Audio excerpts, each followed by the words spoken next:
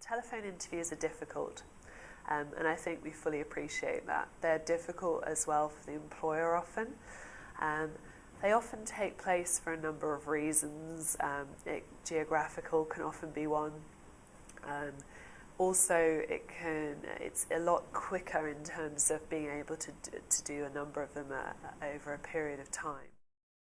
So the telephone interview is really very quick. It's really just to find out that you're interested in the area, you know the basics of investment management, you know what's going on in the wider world.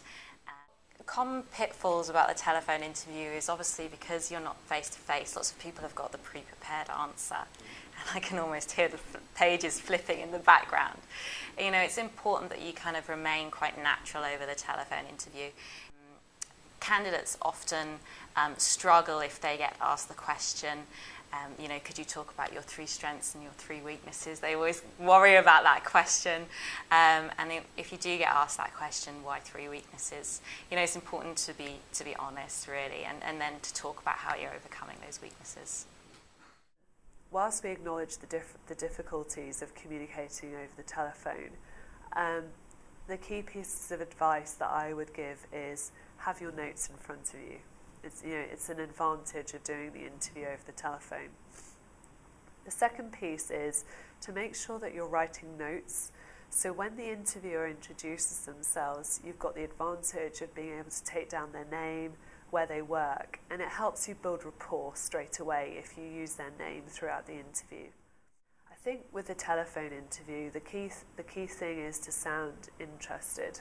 Again, if you are reading your notes, generally you can tell on the telephone, so don't rely on them. The interviewer will also be taking notes, and there may be periods of silence on the telephone.